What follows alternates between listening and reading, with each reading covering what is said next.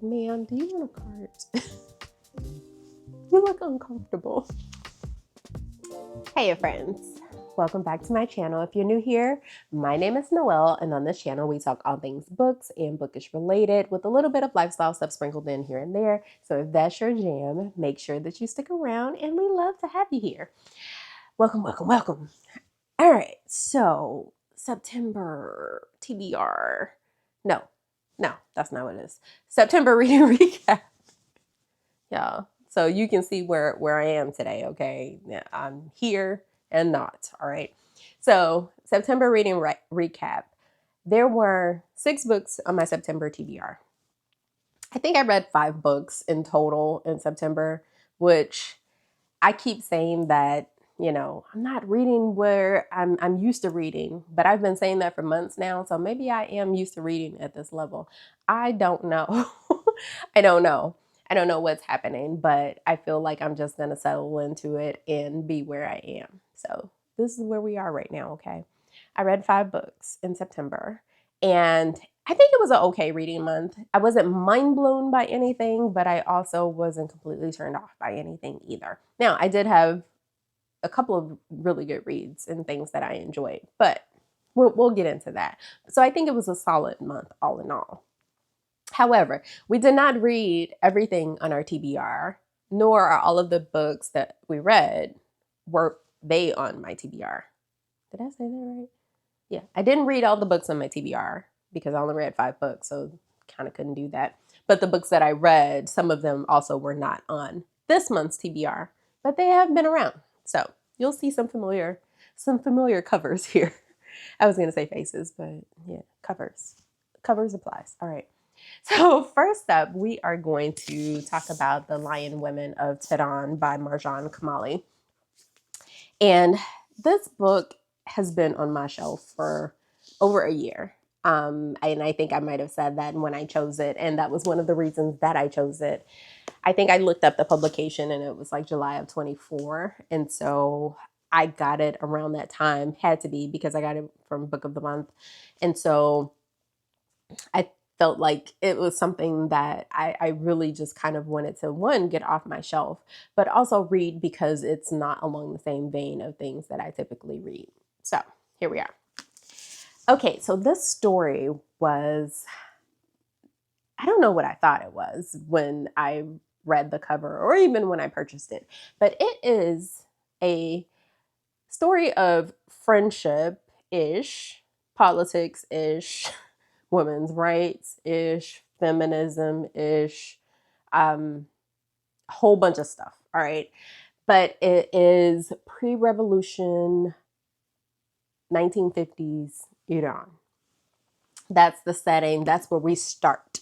And we start following 2 young girls whose paths cross after one girl, Ellie. So she's the one who primarily tells the story.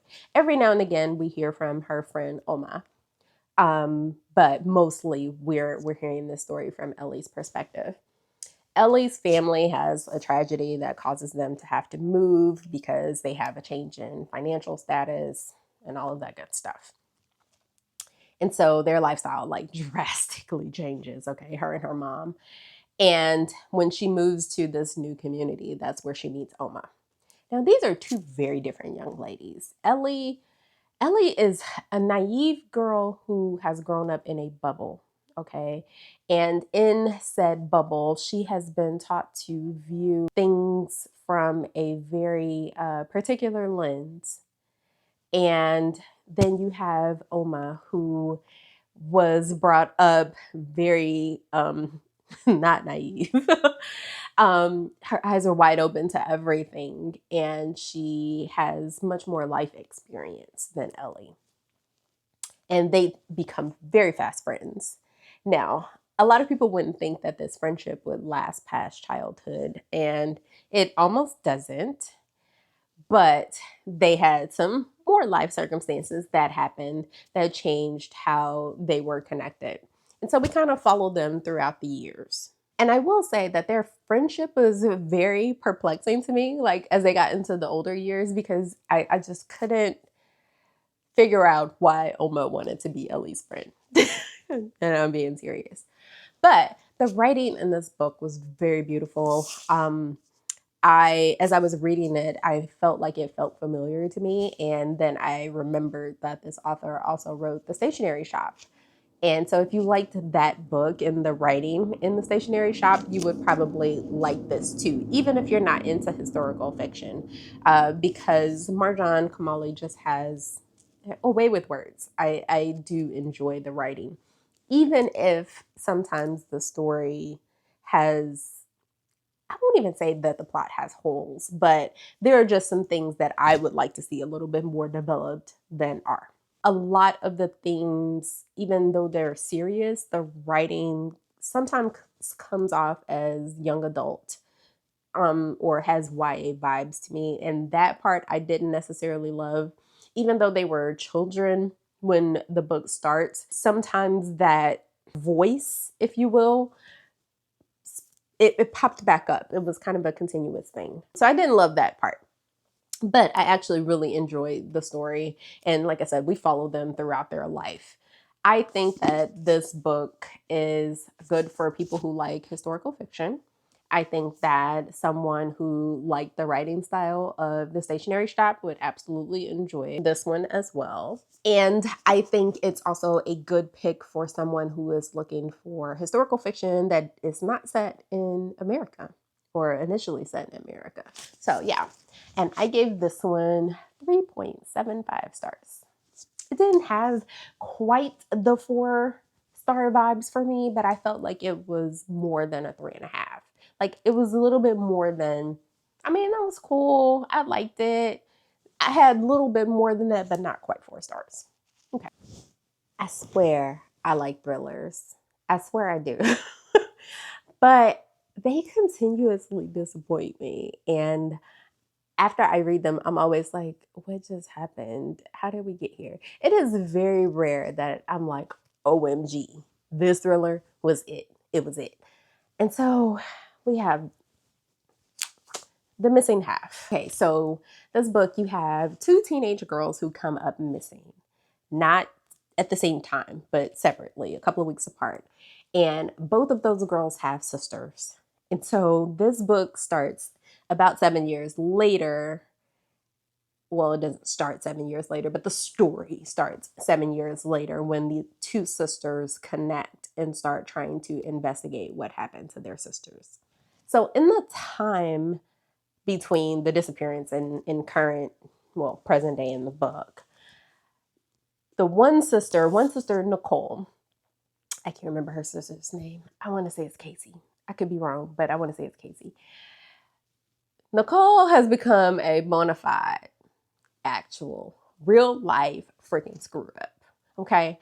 And y'all, I couldn't stand her.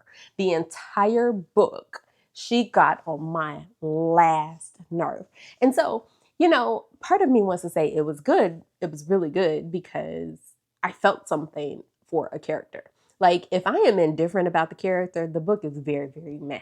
But if I love the character, it's usually good. Or if I can't stand the character, it's usually good. But we're going to get to that. But y'all, she got on my nerves between the whole book. And I am a person, I am always wanting like a positive character arc. I want some character development. I want the people who are in these pages to be better people than at the end of the book than they were at the beginning of the book. That's usually what I want. She just really irked me throughout the entire book. The other sister, what was her name? Jenna, she was okay, but the 2 of them kind of got together to work together to find out what happened to their sisters. And the way that the story unfolds was fine. The ending I actually did not even see coming, okay? Surprisingly so. But I still didn't like it. Okay, and I didn't like her. And I don't even think that the writing was bad, but I just felt mad about it. I don't even know what to say. I just felt mad about it.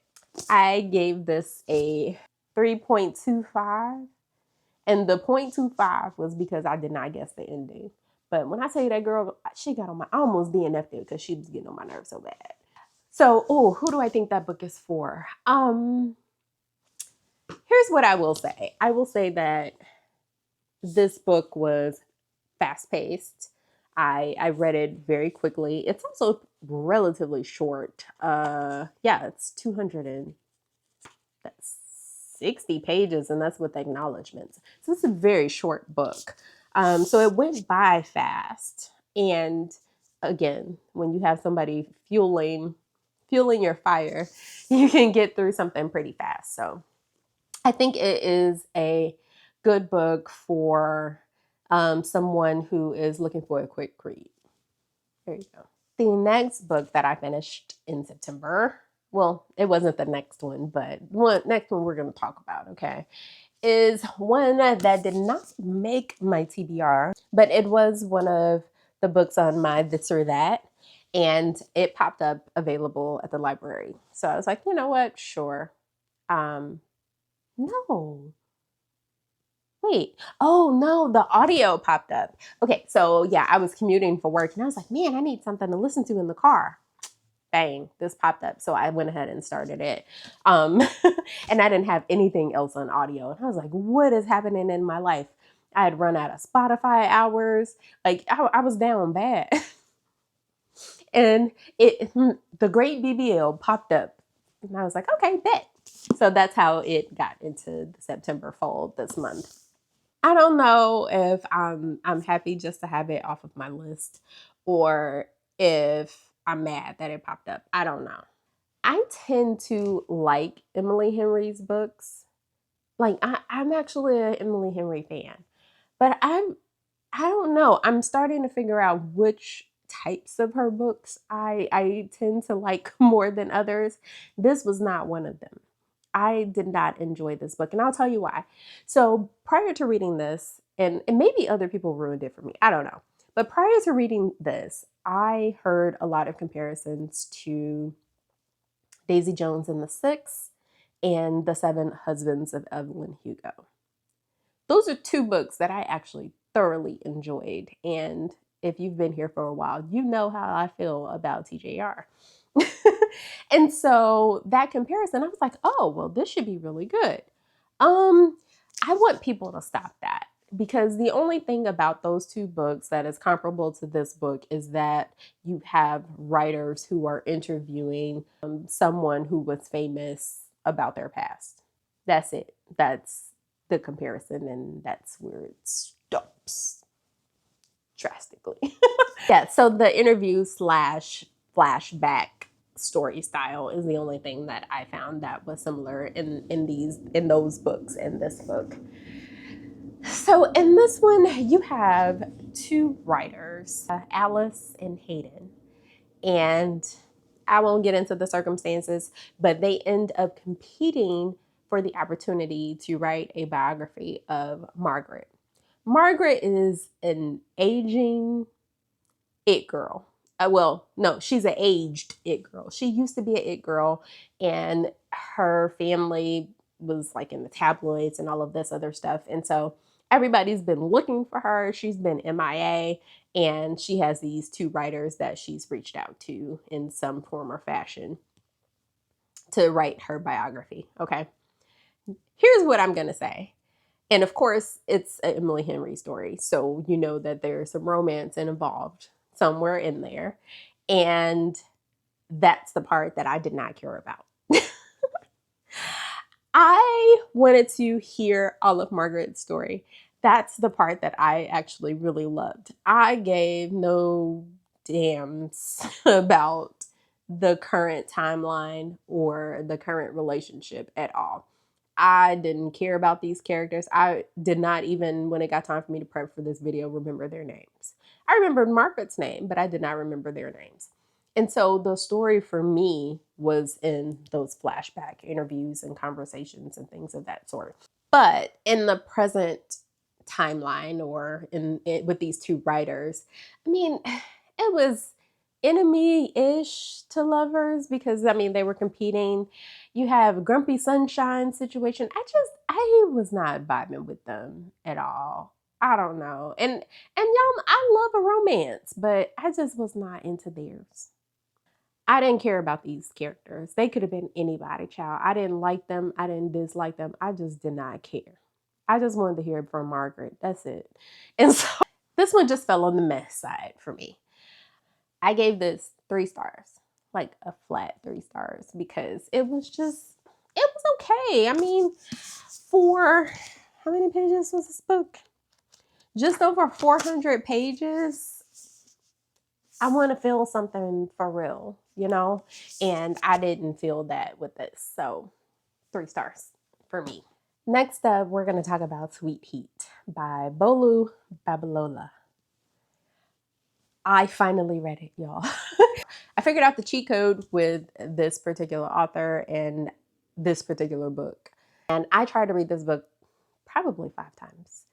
And for some reason, I could not get past the first couple of swipes on my Kindle. And I don't know what it was. I've read a book by this author before. I read, what was the first one? I can't even remember right now. I'll put it up on the screen. I read the first one and yeah, I was like, I don't know what it is. I just couldn't get into it. I couldn't vibe. And so when the book was released, probably on release day or whatever day, no, because that would have been a Tuesday. So probably that Wednesday, because I would have been commuting. I was like, you know what? Let me try the audiobook. So I popped on Spotify. Hey, Spotify. So let me tell you what I like about Spotify. I like that you don't have to get the whole book. So, I mean, I have audio subscriptions and of course, it was like brand new, so I couldn't get it from the library. But I like that you don't have to get the whole book on Spotify. Like you can just listen to the book while you're driving for an hour or while you're doing the dishes or something, and then you can hop back into your physical copy or your e-copy. So that's what I like about Spotify. Okay, so Spotify Premium, there's your free ad because I do genuinely enjoy that aspect of it. Don't ever change, okay? But I listened to this, the start of this on Spotify while I was driving to work. And all of a sudden, I was in it, could not shake it. And I was like, okay, so that's the cheat code for me. I like have to be almost captive in the car to get into certain books. Some I can just open them up and start. Others I need a little bit of help. So there's my cheat code for this particular book because it took it to be released for me to actually get to it. But this book, we are now more adult-ish. We are out of our college years and we are back with Kiki and Malachi. And they are attendants in their best friend's wedding. So if you remember in the first book, why can't I remember the name of that book? But if you remember in the first book, their two friends, Amina and I can't remember his name at this present time, but they started dating. And so now they are getting married. And of course, Kiki and Malachi are their best man and maid of honor. And so of course, they're going to see each other. Of course, they're going to get back. Now, when we knew them, they were a couple. But since then, there has been a split. And so we are thrown into the rehashing, if you will, of all of that because they now need to come together for their best friend's ceremony. So I will say, like, as a British Nigerian author, what she does really, really well is banter. Banter. I don't know if you've ever like gotten to a conversation with a person of Nigerian descent. Um, they have banter like no other. And I know that is a very huge generalization, but it's just been my personal experience. Okay. And this author is on course, on path. She writes banter amazingly. I will say that I truly enjoy Kiki and Malachi's romance. I think they fit. I like the way she writes them. It's almost as if she's lived it. I think Kiki and Malachi fit together really well. She's good at putting them together. Some authors just have a knack for gelling relational characters together, and she does these two characters really well. There are things in the book that I'm like, girl, now this would not happen. Stop that. This would never happen. No, no, no, no, no, no. But it was fun to read once I actually got into it. I don't think that it was a groundbreaking romance, but like I said, I really do enjoy Kiki and Malachi together. I think they are a good time. I could read about those two all day long. So I will say I think my initial thoughts on this one was like maybe a 3.5, but I think I'm going to say a 3.75 because I like them. Yeah. And I think we are now at the final book that I read in the month of September. Well, not the final one, but the last book we're going to talk about. And that one is Junie. And she also happens to be my favorite book from the month. Oh my gosh, I loved it. And I don't know if that's like my historical fiction heart just singing. No, because I read another historical fiction. It was supposed to be lit fic, but I picked wrong.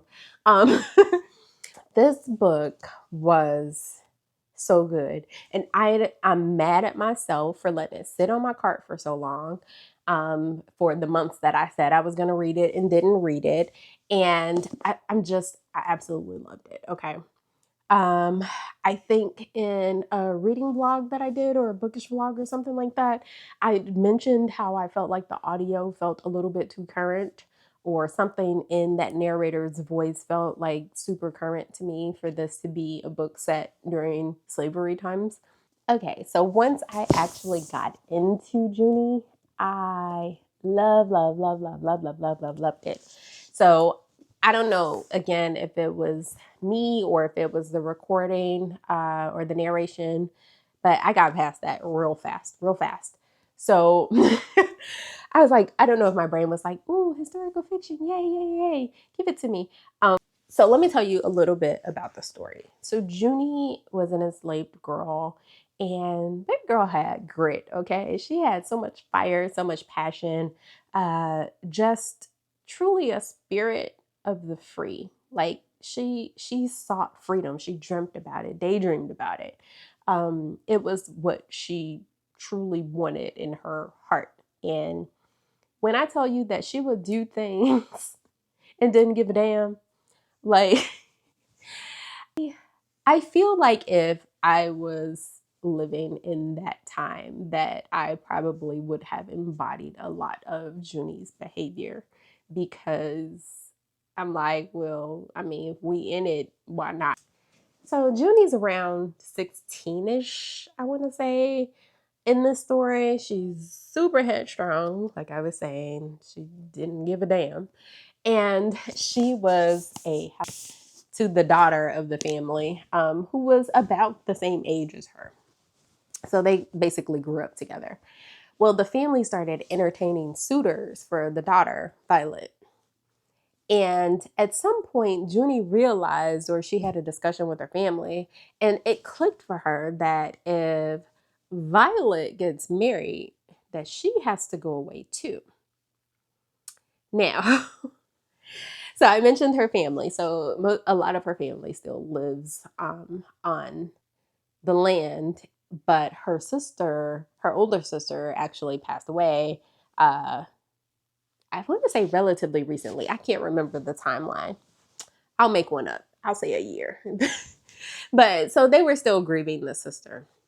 Well, in all of this turmoil that Junie was experiencing about potentially having to leave the rest of her family to go wherever Violet was going to go with her husband, she inadvertently wakes her sister's ghost. Sister's name was Minnie.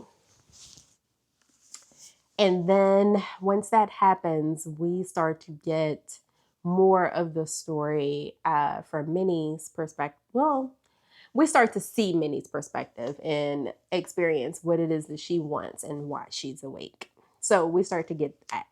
So you have what's happening in the present day of the story, where we're dealing with the courtship and what that entails and all of that stuff. And then we're dealing with a Junie's budding romance. And then we're dealing with Minnie and what she desires and the things that she is bringing to light. So you get all of that just rolled into this one story. And it was just so good and so well done. And again, I am mad that I waited so long to read. So one thing in the story, Junie was just so headstrong, and I mentioned that. And she would talk to her family about the things that she wanted to do and her dreams and her desires. And they would kind of talk her down from it, you know. And that just made me think of that saying, like, you can't take everyone with you, or you can't share your dreams with everyone. And sometimes that includes family, but, or the people that you love, even.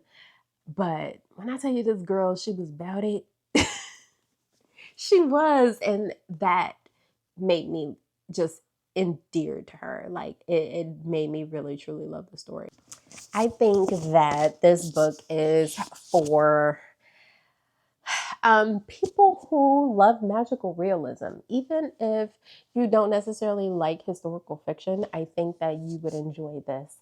I have recommended it to people who said that they enjoyed Love Song for Ricky Wilde. I think that you would enjoy this book if you liked that one. Or if you just really, truly enjoy historical fiction, or I won't even say slave narratives, because that's a very different vibe.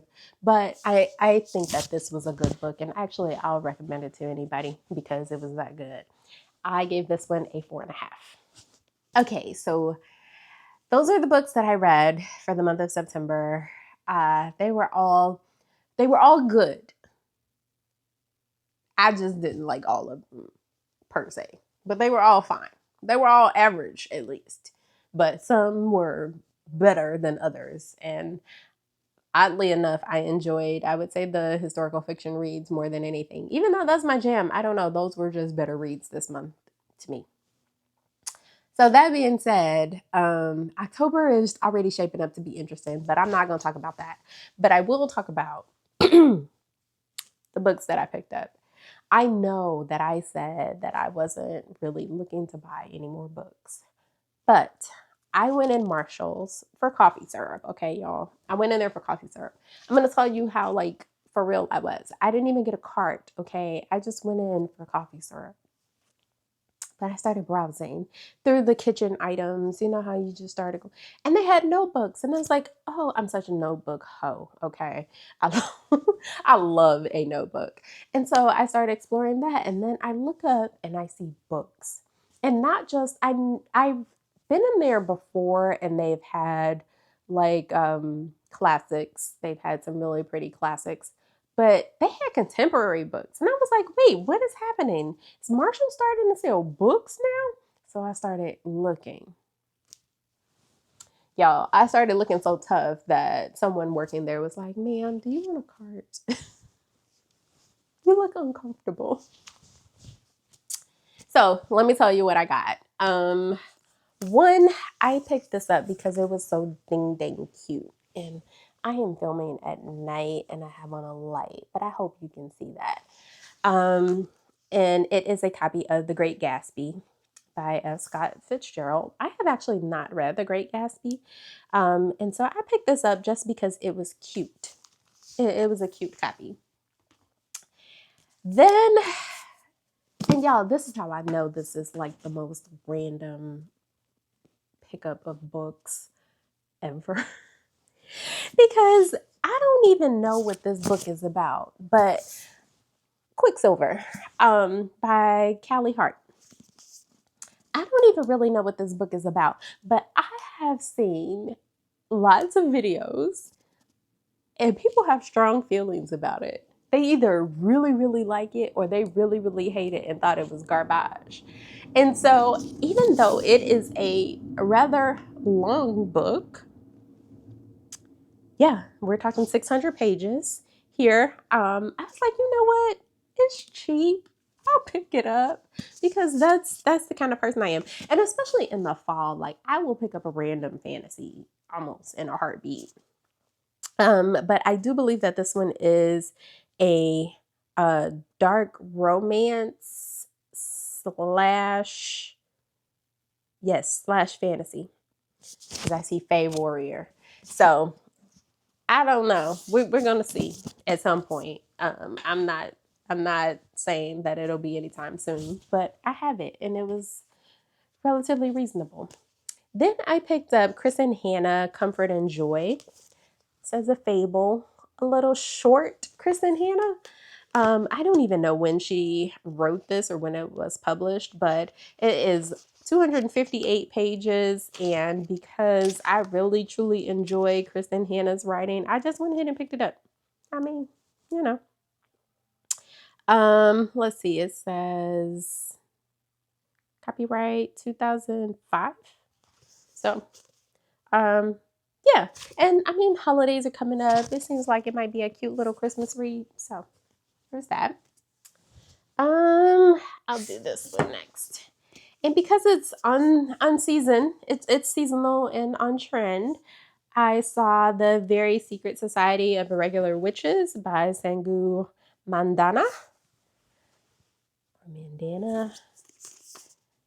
And yeah, so I grabbed this one. It's a witchy book. Says wonderfully romantic, endearing characters, grumpy sunshine love story. Cute. So I actually might read that this month. Just because. And then one that's actually been on my to buy list and I just haven't gotten around to it, and I saw it and it was a reasonable price. And it's something I don't know that I'll get to it this year, but I definitely want to read this within the next 6 months. And that is Demon Copperhead by Barbara Kingsolver. So, yeah, that was my little book haul from Marshall's. I picked up a candle, a little fall candle. So, you know, it was like one of those little cozy shopping trips because after she got me that card, like I went crazy. So I picked up, let's see, 1, 2, 3, 4, 5 books. 5 books at Marshall's for no good reason other than they were there and I saw them. But, you know, what can you do? That's my September wrap up. So 5 books. I read 5, and a couple of them were really good, and one was a star, and it was a good time. So in the comments, drop me a line. Let me know if you've read any of these, what you thought of them, if you think my review is trash. Let me know what stellar books you read in September. I would love to hear from you. And that's all I have for this week. I will see you guys next Sunday, but bye for now.